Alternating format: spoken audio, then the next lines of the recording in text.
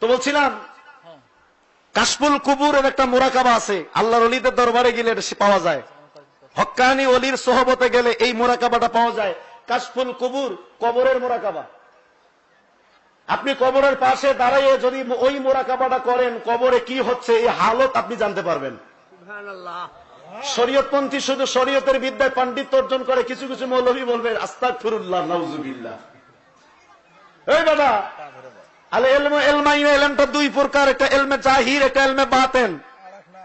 ইলমে জাহিরটা school college মাদ্রাসায় PhD degree অর্জন করা যায়, দাখিল কামিল ফাজিল পাশ করে অর্জন করা যায়। কিন্তু ইলমে হুজুরি আর ইলমে হুসুলি একটা স্কুল কলেজে মাদ্রাসায় পাইলা, এটা হলো শরীয়তের বিদ্যা, ইলমে শরীয়ত। আর ইলমে তাসাউফের বিদ্যা কই পাবা, ইলমে হুজুরি কই পাবা? ইলমে হুজুরি অর্জন করতে গেলে যেমন ইমাম জালালউদ্দিন রুমি রহমতুল্লাহ গেছিলেন শামসুত তাবরিজ রহমতুল্লাহর কাছে, এই বিদ্যা অর্জন করার জন্য খাজা সুলতানুল হিন্দ মাইনুদ্দিন চিশতি হাসান সঞ্জারি, যার শাহাদাত আঙ্গুলের ইশারায় 40,000 হিন্দু একসঙ্গে কালেমা পড়ে মুসলমান হয়ে গেল, সেই আল্লাহর ওলি এই তাওয়াজ্জুহ শক্তি অর্জন করার জন্য গিয়েছিলেন তিনি একজন পীর সাহেবের কাছে, যার নাম ছিল খাজা গরিবে নওয়াজের যিনি পীর, তার নাম কি ছিল জানেন না? খাজা উসমান হারুনি। খাজা উসমান হারুনি এই বিদ্যা অর্জন করার জন্য শায়খ আহমদ সেরহিন্দি, হযরত মুজাদ্দিদ আল-ফাসানি সেরহিন্দি ফারুকি রাহমাতুল্লাহ আলাইহি এই বিদ্যা অর্জন করার জন্য গিয়েছিল একজন পীর সাহেবের কাছে, যার নাম হলো হযরত মাওলানা ইমাম বাকি বিল্লাহ রাহমাতুল্লাহ আলাইহি। ওনার কাছে গিয়েছিলেন এই বিদ্যা অর্জন করার জন্য আমাদের রংপুরের মাওলানা কেরামত আলী জৈনপুরী রাহমাতুল্লাহ আলাইহি এই বিদ্যা অর্জন করার জন্য গিয়েছিল তার পীর সুফি মাওলানা নূর মোহাম্মদ নিজামপুরী রাহমাতুল্লাহ আলাইহির কাছে। কথা বলেন ঠিক না ঠিক?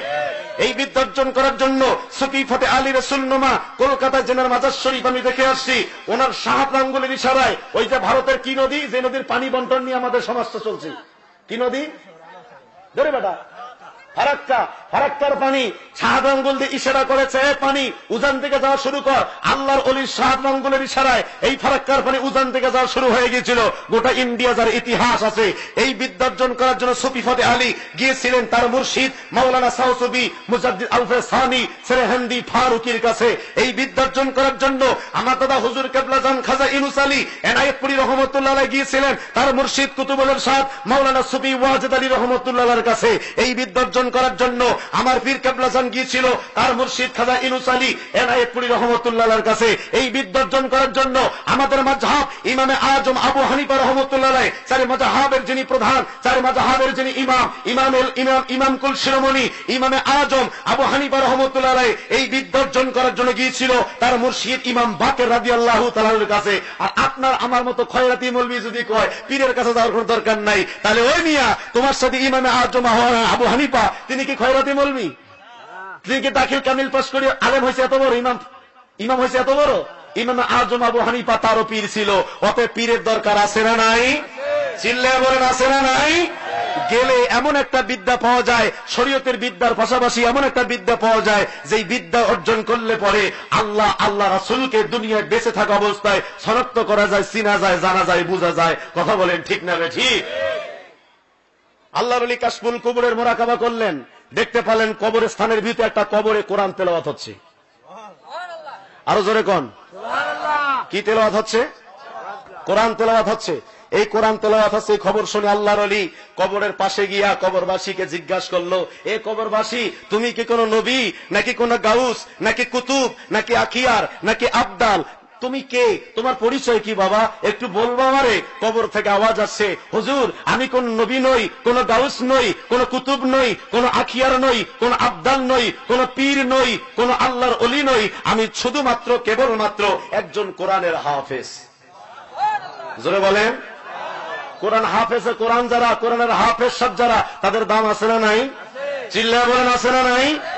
একটা ছেলেকে হাফেজ বানা যাবেন, বংশের 40 জন মানুষকে নিয়ে সে জান্নাতে যাবে। কষ্ট করে ডাল ভাত খাওয়াইয়া কষ্ট করে লেখাপড়া করে একটা ছেলেকে হাফেজ বানান।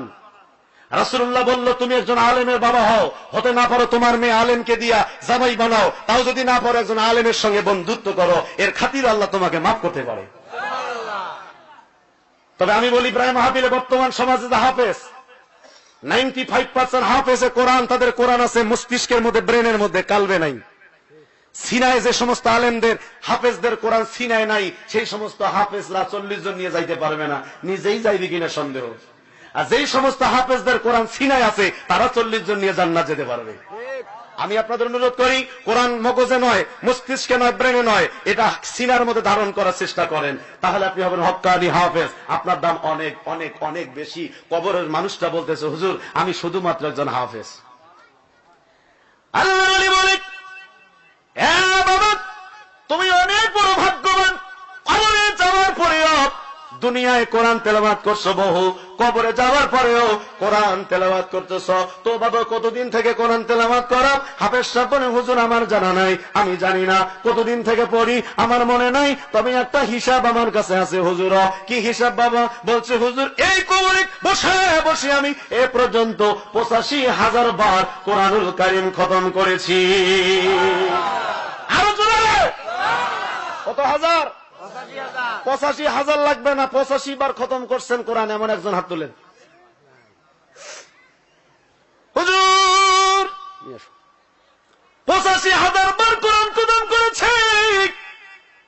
আল্লাহর ওলি বলে, হ্যাঁ বাবা, তুমি 85,000 বার কোরআন খতম করে অনেক নেকি কামাই করলাম, অনেক বড় ভাগ্যবান তুমি। কবরের হাফেজ সাহেব বলে, হুজুর 85,000 বার কোরআন খতম করে যত নেকি অর্জন করেছি, সব নেকিগুলো আপনাকে দিয়ে দিলাম, আপনি শুধু আমাকে একবার সুবহানাল্লাহ দেন। আরো জোরে, কি আশ্চর্য, একবার সুবহানাল্লাহ নিবা, 85,000 বার কোরআন কারীমের খতমের সময় দিয়ে দিবা। বুঝলাম না তোমার ঘটনা। বলছে, হুজুর দুনিয়ায় বেঁচে আছে একটা মানুষ, একবার বলবে সুবহানাল্লাহ, ওর সওয়াবটা এক পাল্লায় দেন। আর কবরে গেছে যেই লোকটা এরকম 85,000 বার কোরআন খতম করেছে, কবরে বসে বসে ওই সওয়াবটা আর এক পাল্লায় দেন। জিন্দা মানুষটার একবার সুবহানাল্লাহর সওয়াবের পাল্লা অনেক গুণে ভারী হইয়া যাবে। সুবহানাল্লাহ বলতে অসুবিধা আছে না? চিল্লায় বলেন। প্রধান বক্তা যখন ওয়াজ করবে বলার জন্য লাগে না, বলেন সুবহানাল্লাহ। মাঝে মাঝে মারবেন জোরে জোরে, কি বলবেন? আরো জোরে। তাও দেখি পেছনের লোকরা কয়, সামনের লোকরা গালা ফাটক, মনে মনে কই জবান দিচ্ছে আল্লাহ কথা বলার জন্য। চিল্লায় বলো সুবহানাল্লাহ, বলো আলহামদুলিল্লাহ, বলো আল্লাহু আকবার। জিকির করেন আল্লাহ আল্লাহ আল্লাহ।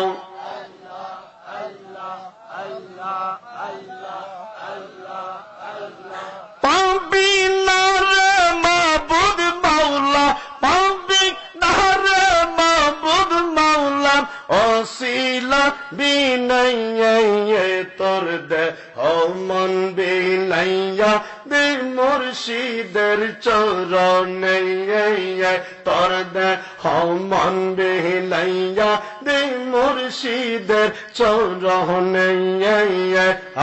আল্লাহ আল্লাহ, সবাই সবাই আল্লাহ আল্লাহ।